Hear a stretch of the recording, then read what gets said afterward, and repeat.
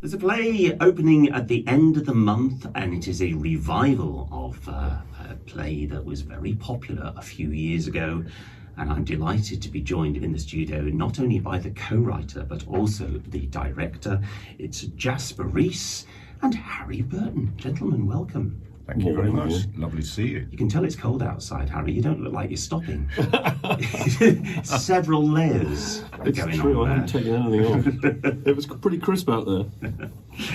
So, Jasper, why now for a revival of I Found My Horn? I'm less qualified to answer that question, actually, than Harry. So I'm going to hand over straight to him to tell us why. Swerving.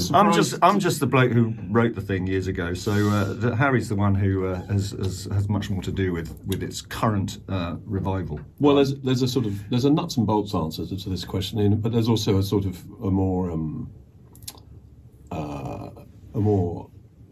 romantic one, which is really that we first did this play, I think, about 15 years ago. Yes.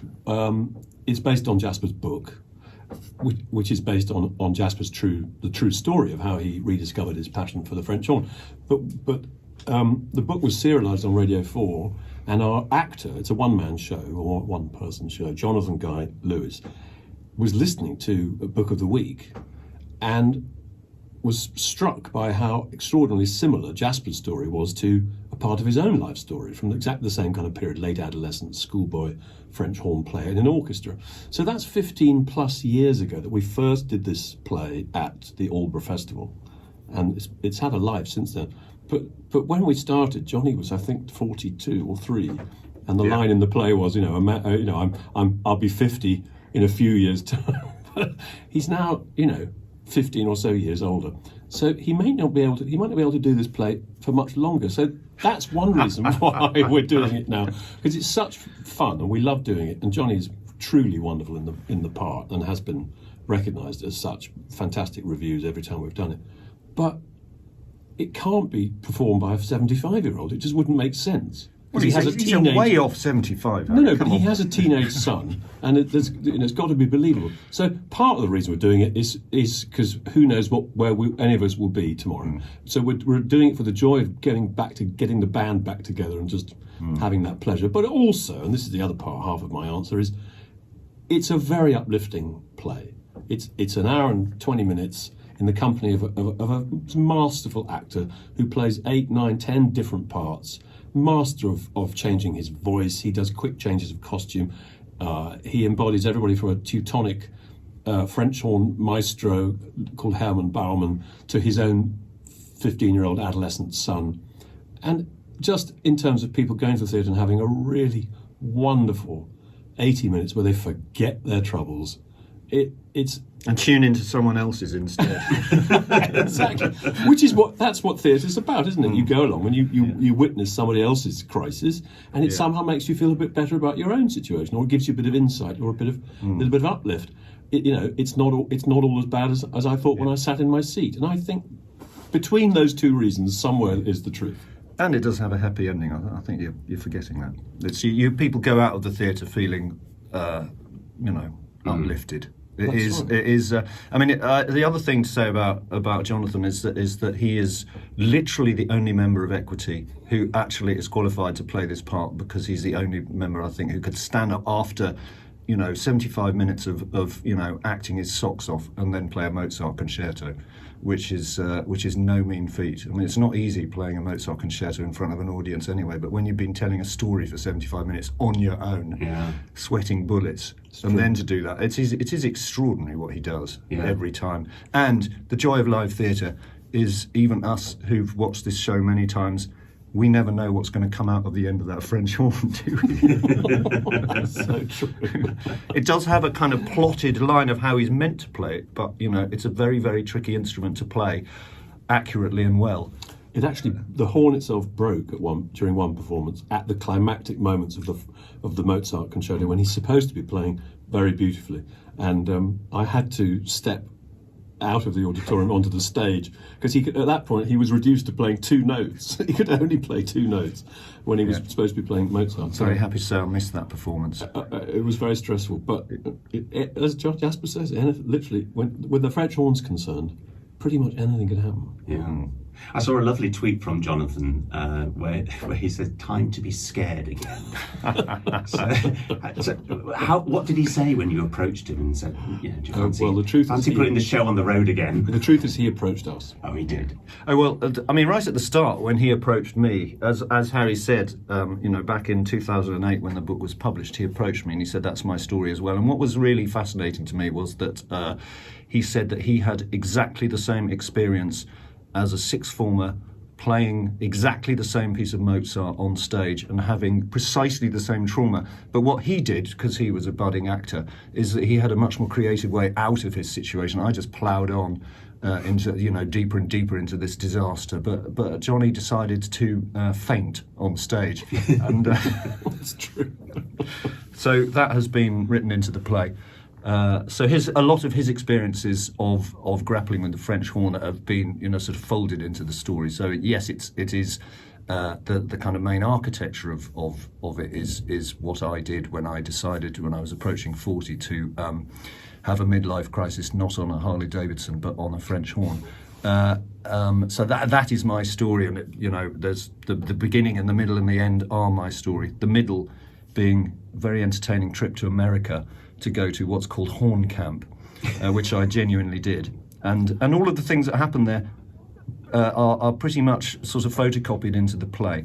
But there's a strong element of Johnny bringing his fascinating and dramatically revealing stuff into the play as well. So it's sort of both of us now.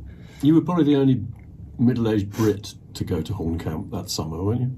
I think I was the only middle-aged Brit ever to go to Horn Camp, which is in New Hampshire, and it was a wonderful and very strange place of which I have fond memories. But there were some sort of fascinating and highly charismatic horn professors there who have all made it into the play. They're all big names in the horn world, and Johnny kind of brings them back to life just superbly. And when we do it in front of a horn audience, an audience of horn players, which we did it once in London, at a horn festival in London, and when they came, one of them came on and announced himself, the whole place just erupted because they all knew this guy.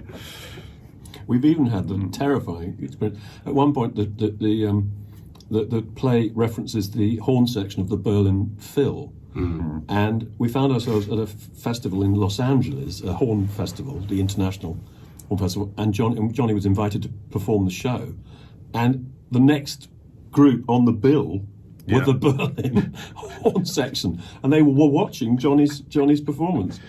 It became very meta. It did become very meta because there's a line in the play when he realises he's about to perform, and he says, "Oh my God, I'm on the bill between the president of the International Horn Society and the horn section of the Berlin Phil," which is basically what happened to me. It wasn't actually the Berlin Phil. I was on at the British Horn Society Festival. It was the International Horn Secretary, President, and then it was the horn section of the London Philharmonic that were on after me. Terrifying. So, but we thought it was funnier if we said Berlin Phil, and it does indeed get a laugh every time. Especially if they're in the audience. Johnny said that when he performed with the Berlin Phil horn section, he was warming up in the green room, and he felt very sort of dominated by their sort of by their great height. There were these incredibly tall guys called Stefan who made him feel very small. Anyway, gave a great performance, as ever. My guests are Jasper Rees and Harry Burton. We'll take a break for some music. Casey and the Sunshine Band, and sound your funky horn, because we are talking about the revival of a play called I Found My Horn, written by Jasper Rees and Jonathan Guy Lewis, and it's coming to the White Bear Theatre on the 31st of January. The White Bear Theatre is in Kennington, in case you don't know. So I have Harry Burton, the director, and Jasper Rees with me in the studio. This is a revival. It had quite a life the last time, didn't it? Where exactly did it take you? Oh, it's been everywhere, this play. I mean, Harry has already mentioned the fact that we did it in Los Angeles at a horn festival. But, I mean, it started out at the Aldborough Festival, and then we started doing it in various theatres in London. We did it in a small theatre called the Tristan Bates Theatre at the Actors Centre, Actors Studio. Yeah, but in the heart of the West End. In the heart of the West End. We had a wonderful week at the Orange Tree in Richmond, and another brilliant week at the Minerva Theatre in Chichester.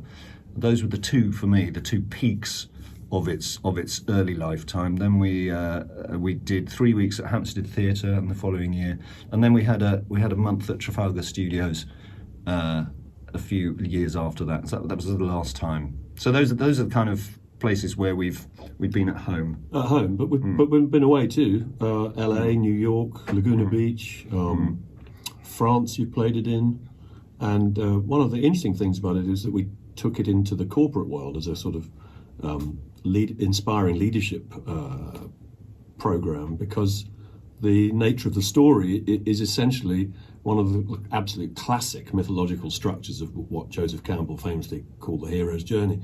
And anyone involved in leadership recognises that this idea of stepping into the unknown, taking a huge risk, being prepared to, be vulnerable and open yourself up to an emotional authenticity and so forth, and share a bit of who you really are with the world. That's at the heart of the play. A chap at age 40 going into midlife, not quite knowing how things are going to go.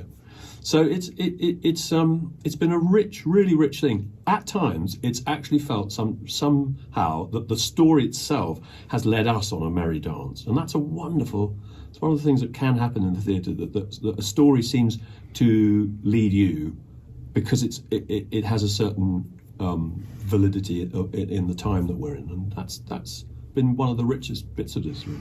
It always makes me laugh when Harry starts talking about a myth, because I remember the first time, I had met you before, the first time we actually sat and talked about this, because Harry was brought on board by Johnny, and you started talking about, you read the book and you started telling me that the story was a mythic journey. So he was essentially telling me the story I'd written, in a way that he understood it on a way deeper level than I did, which was a very odd but pleasurable thing to experience. And so I just lived it, and then Harry came in as the interpreter and told me what it actually meant. But that so is you're the brains of the operation. But that is a universal truth about great stories, is they have an archetypal or universal element. I can tell you a piece of my story where my life was in the balance, or I took a leap in the dark, and you will identify at some point with it yourself. You will think, but I know this, I've lived this, So all these things like falling in love, falling out of love, getting divorced, having kids, all the big challenges of life are the things that we pack into our theatre shows. And it's when those shows are good, the audience gets to share in something that they already understand but may not have reflected on in quite this way.